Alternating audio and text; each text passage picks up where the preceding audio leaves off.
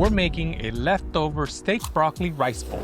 And this one, it's gonna be all about the flavor and the balance. Delicious. Can't stop eating it. Can't stop, won't stop. This sauce is not gonna drown out your steak.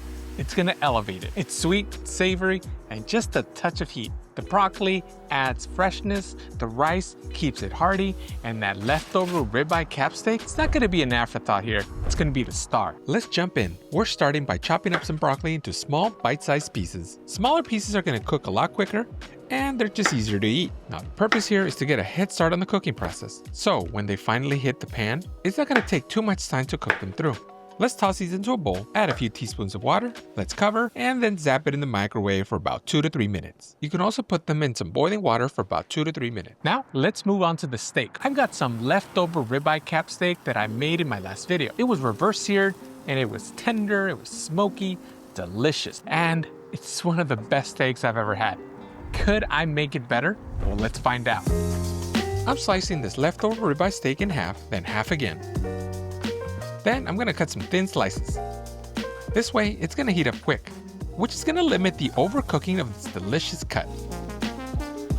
Time to make our stir-fry sauce. Start with a 1/4 cup of hoisin sauce.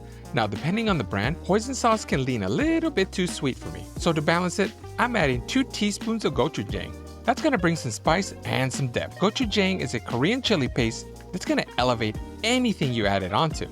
Next, I'm gonna add 1 teaspoon of vinegar for acidity, then half a teaspoon of soy sauce. Now, if your hoisin sauce is already super savory, then you might skip this. Add in half a teaspoon of sesame oil, then a 1/4 teaspoon each of garlic and ginger powder. But of course, use the fresh stuff if you have it. Mix that all up. Now, this is looking a little thick, so add some water, a little splash at a time, until it loosens up. If it's too savory, add a bit of lemon juice.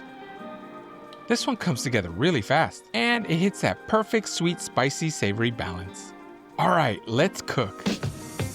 Start by oiling your pan. I'm using avocado oil. Drop in that partially cooked broccoli and give it a quick toss. And thanks to that pre-cooking, it's gonna need about a minute or 2, and hopefully it'll give us a bit of char on the pan. Next goes in that sliced steak. Remember, this is leftover steak, and it's already cooked. We're just heating it up. Now, do you notice those brown bits sticking to the pan? Hit it with a splash of water to deglaze. Are you feeling adventurous? Hit it with some white wine. You're gonna lift all that flavor off the bottom of the pan. Now, drizzle in that sauce we made.